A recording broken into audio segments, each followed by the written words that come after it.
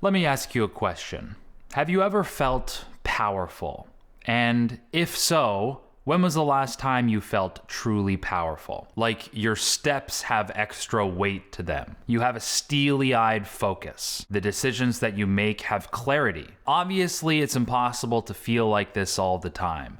Life will throw a plethora of things that will sort of knock you off the straight and narrow path. It will make you feel powerless or humiliated or anxious, embarrassed, nervous, but hopefully we're able to come back to that feeling of empowerment, that feeling of strength. If it's been a while since you've felt this feeling of internal calm and power and presence, then in this video, I want to talk about a strategy that I have for converting the situations of life, as various as they may be, into internal power. And I know that sounds very woo-woo, but hopefully by the end of this video, you understand where I'm coming from so you can use it to your advantage so that you can feel more powerful more often. You can truly be Giga Chad. I'm sure Giga Chad feels like this 24/7.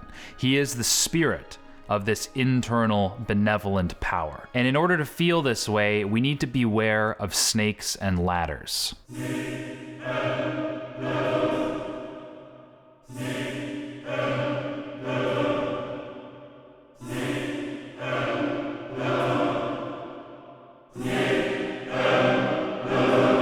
Now in life, it's no surprise that there are lots of places to go, things to see, things to do, but if we are not aware of what's a snake and what's a ladder, we'll do certain things and go certain places and partake in particular activities that will either increase our power or decrease it. The things that increase our power are ladders, and the things that decrease our power are snakes. So how do you identify a snake and a ladder? In order to properly identify what's a snake and what's a ladder, we need to figure out a little bit more about our psychology. Now, our brain has many chemicals that make us feel very different ways. The present-oriented chemicals include oxytocin, endorphins, serotonin, and endocannabinoids. These brain chemicals allow us to experience and savor the present moment, what we have right here and right now. Dopamine is concerned with what we don't yet have. It makes us desire things we can attain in the immediate or distant future. It says, you should do this thing because you will get a reward. And it's important to realize that these two types of brain chemicals work in tandem. Usually things are some degree of satisfying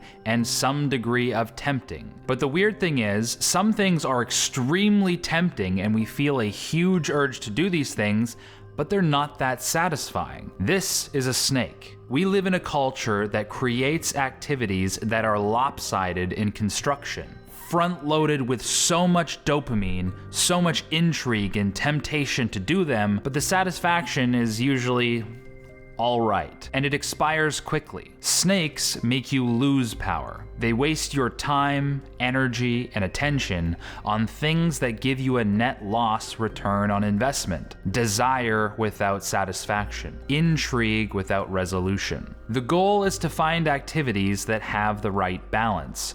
Dopaminergic enough that there's incentive to do them, but satisfying and enjoyable enough that they give you a feeling of empowerment and fulfillment in return.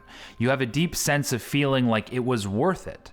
It gave you something that you can take forward into life. Things that make you feel better about yourself and your life after having done them. These are the ladders. So before you dive into any activity that you usually do, ask yourself, is this a snake or is this a ladder? How can I tell? Well, how do I feel before I do it? Am I very tempted to do it? Is there this magnetic draw to do it? How do I feel while I do it? And how will I feel directly after I do it and later in the day after having done it? And maybe even a day after I do it and a week after I do it. If that is all cohesive, if that feeling is good, then you found yourself a ladder. But if the answer is, I find myself drawn to do it and it feels good when I do it, but I feel like crap after I do it, that's a snake. That is a serpent. Okay, pop quiz. You're absolutely famished after a hard days of working on the field. That was English. Plowing, seeding, cutting the grass, and you come into the door and you smell the savory smell of mama's nectar. I don't know what that is, but let's just say it's a meat stew. You smell the garlicky, beefy goodness as you walk in the front door. And you find yourself extremely tempted to go and gobble it down, pour it down your throat. Is that a snake or is that a ladder? Well, it's probably a ladder, because you are working all day and you need a high-protein, home-cooked stew that will nourish you and help you recover your muscles, and you can take that nutrition onwards in life. It's just a win-win all around. There is both temptation and a deep sense of resolution and satisfaction and nourishment. That is a ladder. Another quiz. You're at the gym busting out a set, and some absolute dime piece walks across your field of vision. You catch a glimpse and you say, wow, that is crazy. So let's just say noticing is a moral neutral, but you're confronted with a choice. Continuing to stare, is that a snake or a ladder? Well, it's obviously a snake, because unless you're using the beauty of this person to motivate you to go form a genuine relationship that is mutually beneficial, that's the only situation that it would be a ladder. But 99% of people in that situation choose snake. They look for the angles. They try to bounce their vision off of 16 different mirrors to get a glimpse of the assets. But why is that a snake? Well, what is it doing for you? It's making you want and desire with absolutely no resolution. It's telling your brain that there is value over there that I don't have, and I still don't have it, and I still don't have it, and I want it, and I want it, and I want it. Attraction is a tool just like anything else, but it's a tool to form connection. And if you're not actually doing that, then all you're doing is teasing yourself, and you're subconsciously signaling to yourself that, wow, there is beauty in this world, and I don't have it. Do you think that is an empowering feeling? Let me leave you with this. In Homer's Odyssey, Odysseus didn't strap himself to the mast of the ship because he was afraid of feeling good.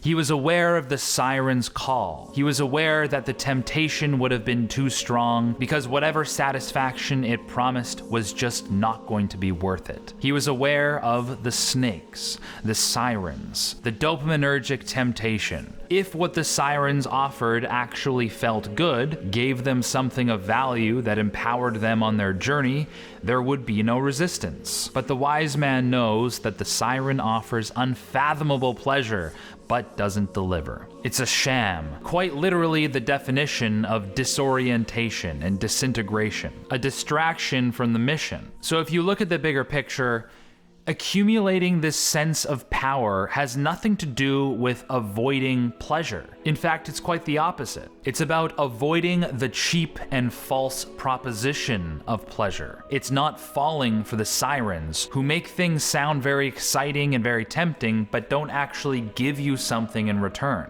If you look at life with a broader scope like this, then climbing as many ladders as you can in life actually offers you more satisfaction and enjoyment, both in the long run and often right now. When you're doing something that you know you're supposed to be doing and you submit to it, you submit to your destiny and to your calling, that feels good here and now. You know, when you're finally writing the paper that you've been procrastinating forever and you're sitting there in a flow state, that feels existentially satisfying. You just want to melt into that moment and ask yourself, why aren't I doing this all of the time? That feeling of calm and duty is power. Power is this feeling of integration. The person that we want to be is the person that we are being.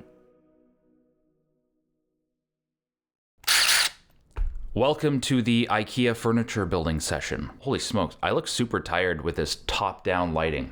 I'm not using any fancy lighting, so this is what I look like in real life.